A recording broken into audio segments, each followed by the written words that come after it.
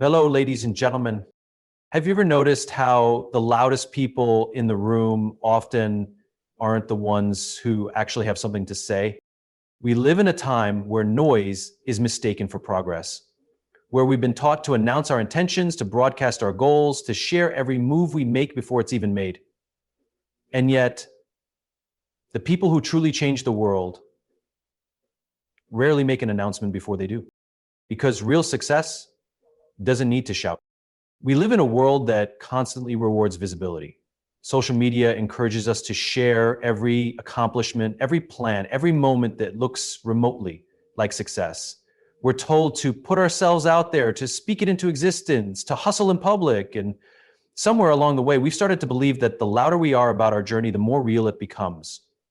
But the truth is, noise does not equal progress. Volume is not value. Just because something is seen doesn't mean it's meaningful. And just because someone is quiet doesn't mean they're not achieving incredible things. In fact, some of the most impactful work happens behind the scenes. The most transformative ideas often begin in silence, in solitude, in discipline, in moments of deep focus that don't make it to a feed or a headline. When we confuse noise for progress, we fall into the trap of performing productivity rather than actually being productive. We start optimizing for attention, not excellence. We talk about the business before we build it. We talk about the book before we write it. We talk about the vision before we've even taken a single real step toward it. And in doing so, we waste the energy that could have gone into execution. And there's a reason why the most successful people often say very little while they're building. It's not because they're secretive, it's because they're focused. They understand that progress is delicate, it requires intention, it thrives in stillness. When we're constantly talking about what we're going to do, we create external expectations that can start to influence our internal process. We begin working for the sake of proving others wrong or impressing people rather than for the sake of building something great. And in that shift, we lose something essential. There's also a psychological cost to making noise too early. Studies have shown that when we declare our goals publicly, we sometimes experience a premature sense of accomplishment. The act of saying we'll do something can trick our brains into thinking we're already halfway there. So we feel good, we feel validated, and then we lose the motivation to actually follow through. It's not that the goal wasn't real. It's just that we spent our momentum on talking instead of doing. But the reverse is also true. When we stay silent, we're forced to rely on the work itself to move us forward. We don't get the external dopamine hits. We don't get the applause. So the only thing pushing us is purpose.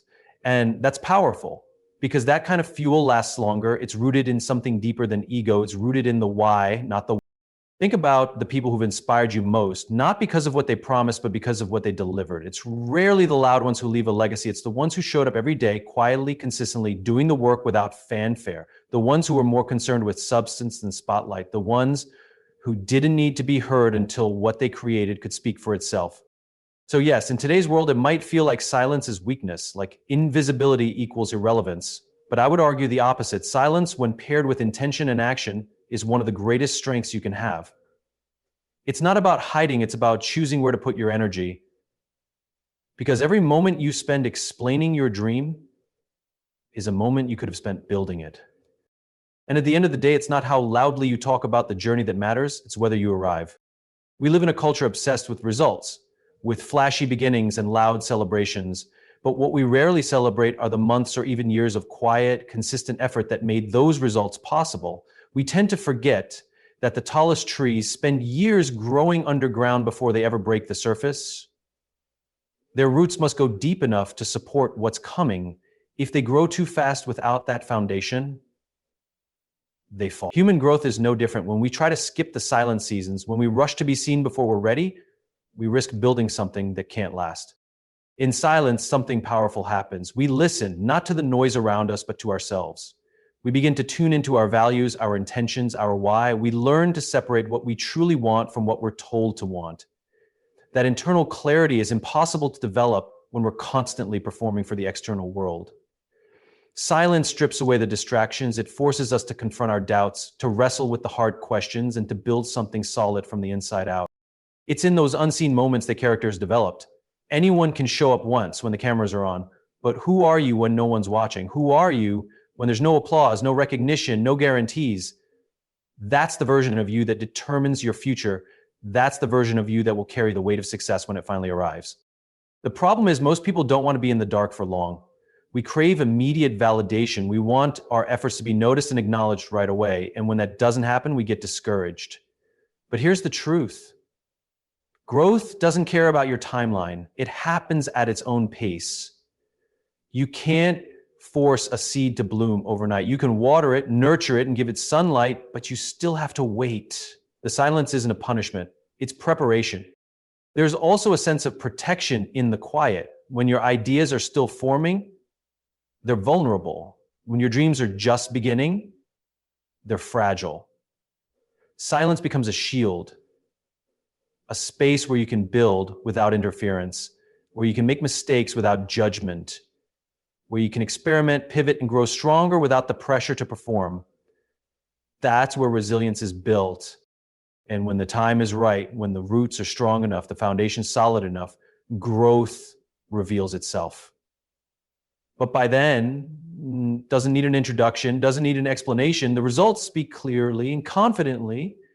That's why those who grow in silence often seem like they came out of nowhere, but they didn't. They just respected the process. They just stayed faithful to the work. So if you find yourself in a season of silence, don't rush through it. Embrace it. It's not wasted time. It's the most important time. It's where depth is formed, where focus is sharpened, where identity is forged.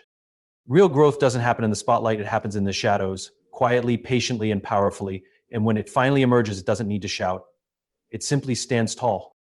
There's something powerful about keeping your head down and doing the work without needing validation. It's not about secrecy. It's about clarity. When we're too busy broadcasting, we often begin shaping our process around how it looks rather than how it feels. We start performing progress instead of making it. The to-do list becomes a checklist for impressing others, not a tool for achieving something meaningful. We begin choosing what's shareable over what's effective. And without even realizing it, we trade depth for appearance. Doing the work quietly forces us to confront the work itself. There's no external reward, no social media dopamine hit, just the effort, the discipline, the process. That kind of silence builds a different kind of success, one rooted in substance. Because when you're not performing for an audience, your decisions become more honest. You're no longer optimizing for approval, you're optimizing for impact. There's also an emotional cost to oversharing. Every time we announce a new idea, we open it up to feedback, both good and bad, before it's even had the chance to take shape. And often, early feedback can distort the original vision. Not every idea is meant to be evaluated in its early stages. Some ideas need space to breathe, to evolve, to be tested privately. When we broadcast too early, we expose ourselves to unnecessary pressure. Suddenly, we feel obligated to follow through on a version of the plan that may not even feel right anymore, just because we already told people about it. On a practical level, the time we spend crafting posts, sharing updates, and managing impressions is time that could have gone into perfecting our craft. Imagine what's possible when that energy is redirected toward refinement instead of recognition. What if we allowed ourselves the freedom to build quietly, knowing that the results would eventually speak for themselves? There's also a surprising kind of confidence that develops in the quiet. When you no longer need to prove anything to anyone in the short term, you start playing a longer game. You become more patient, more precise. You don't need to justify your moves, you just make them. And over time, that quiet consistency compounds. What felt like small, invisible steps become massive leaps in hindsight. Many of the most successful people in the world didn't rise by announcing their every move. They rose by doing the work, day after day, moment by moment, without distraction. When the spotlight finally found them, it was because they were ready for it. So while the world encourages you to constantly show what you're doing, consider this: maybe the real power lies in what you don't show, in the parts of the process that are too sacred, too fragile, or too important to be exposed too early. Those quiet hours, those solitary decisions, those moments of deep work, they matter more than the likes or comments ever could. Because when you focus on building instead of broadcasting, what you create has the chance to be real, to be strong, and to be lasting. And when it finally emerges, it won't need fanfare. The work will speak, the results will resonate, and you'll know it was always about the craft. When we're in the early stages of pursuing a dream or building something meaningful, it's tempting to talk about it. We want to share the excitement, the vision, the possibility. But the beginning is the most vulnerable part of any journey. It's where ideas are still forming, where direction is still uncertain, and where belief is still fragile. That's why it's so important to protect our vision in the early stages. Not to hide it out of fear, but to guard it out of wisdom. Ideas are like seedlings, fresh, full of potential, but also delicate. Expose them too early to the wrong environment, criticism, doubt, misunderstanding, and they can wither before they ever get a chance to grow. It's not that other people are malicious or intentionally discouraging. It's just that when something is still taking shape, it's easy to poke holes in it. It's easy to project doubt onto it. And sometimes even one careless comment can plant seeds of hesitation in us that slow our momentum or make us second guess ourselves. That's why silence becomes a kind of shield. When we choose not to immediately share our dreams with the world, we give ourselves the time and space to develop them privately. We give the idea room to evolve without outside pressure. We get to ask ourselves honest questions. Does this feel right? Is this truly my passion, or am I chasing something for validation? We get to explore, experiment, and change our minds without feeling like we're failing in public. There's also a layer of internal accountability that comes with protecting our vision. When we talk too soon, we can start to rely on the applause or encouragement of others to stay motivated. That external validation becomes a kind of fuel, but it's unstable, because what happens when people stop cheering? What happens when the like, support, or attention fades? If we've built our drive on being seen, we'll struggle to keep going when no one's watching. But when we protect our vision, when we build in silence, our motivation is self-sourced. It comes from within. It's powered by purpose, not praise. There's another important factor to consider: clarity. When an idea is new, we don't always know what it truly is yet. It needs to be explored, tested, refined. And if we share it too early, we risk locking ourselves into a version of it that might not be the best version. We feel committed to what we said out loud, even if it no longer fits. By keeping it close in the beginning, we allow the vision to mature. We give ourselves permission to pivot, to reshape it as we learn more, and to let it become what it's truly meant to be, without the pressure of staying consistent for the sake of appearances. Of course, there's a time to share, a time to invite feedback, to gather support, to launch boldly and publicly. But that time comes after the foundation has been laid, after the vision has grown strong enough to withstand doubt, criticism, and resistance. And when that moment arrives, we're not speaking from uncertainty. We're speaking from conviction, from clarity, from confidence rooted in real effort and experience. Protecting your vision doesn't mean you're afraid. It means you're aware of the value of what you're building. It means you respect the process enough to not rush it. Because something sacred is unfolding, and you know it deserves more than a premature spotlight. It deserves depth, intention, and care. And when it's finally ready, when the roots are strong and the vision is clear, you won't need to defend it. You won't need to explain it. You'll simply show up with something real in your hands, and the world will feel the difference. Success, when it's real, doesn't need to be explained. It doesn't beg for recognition. It doesn't ask for applause. It simply exists, loud in its impact, clear in its presence. That's the power of letting your results speak for themselves. In a world where so many people are constantly talking about what they're going to do, what they're working on, and how hard they're hustling, there's something powerful, almost magnetic, about someone who doesn't say a word and just delivers. We often feel the need to convince people of our worth, our vision, our capability. We think if we don't tell the world how hard we're working or how great our idea is, no one will notice. But the truth is, when something is really working, when it's effective, impactful, and valuable, it doesn't go unnoticed. The results make the noise for you. And that noise is louder, stronger, and more credible than anything you could say beforehand. There's a distinct difference between making promises and producing outcomes. Anyone can say they're going to do something. It takes no risk, no effort. But following through, that's rare. That's what builds trust, authority, and admiration. People don't remember what you said you were going to do. They remember what you actually did. And when what you do is meaningful, when it solves real problems or moves people in real ways, that action becomes your greatest message. A quiet builder who creates something impactful will always command more respect than someone who shouts loudly but delivers little. Letting success speak is also about humility. It's about being secure enough in your purpose that you don't need constant recognition to validate your progress. When you're obsessed with outcomes rather than attention, you stay grounded, you stay focused. You don't waste energy crafting a narrative, you invest all of it in building something worthwhile. And in doing so, your work starts to speak volumes. People begin to notice, not because you ask them to, but because what you've created demands attention on its own. There's also a certain kind of credibility that comes from restraint. When people see that you're not overly promoting yourself, they start to trust that what you're doing is real. It's not performative, it's not inflated, it's genuine. And that authenticity creates a deeper connection than any carefully curated message ever could. In a noisy world, silence backed by results is disruptive. It cuts through. It resonates. This mindset also builds patience. When you stop chasing instant validation, you give yourself permission to play the long game. You're not in a rush to impress. You're committed to doing it right. That kind of discipline creates sustainable success. You're not burning out to prove something. When the time comes to reveal it, the impact will be undeniable because the world respects finished work. The world listens when results speak. Of course, there's nothing wrong with sharing progress or bringing people along on your journey, but the key is intention. Are you sharing to inspire or to impress? Are you posting because it adds value or because you need reassurance?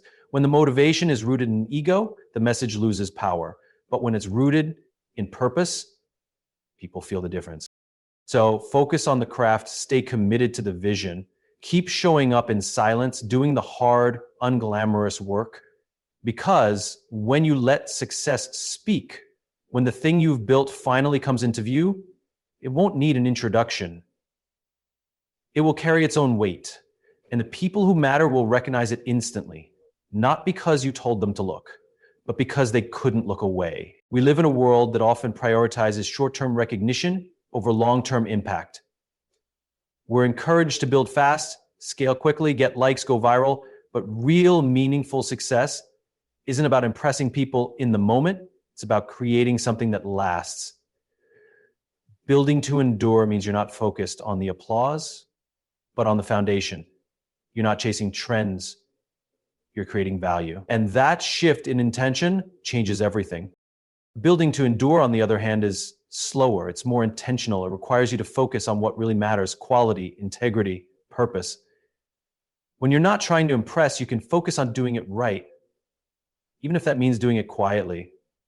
You can take the time to understand your craft, refine your process, and create something that doesn't just shine in the moment, but continues to provide value over time. That kind of work isn't always immediately visible, but it builds trust, it builds reputation, and over time, it builds legacy.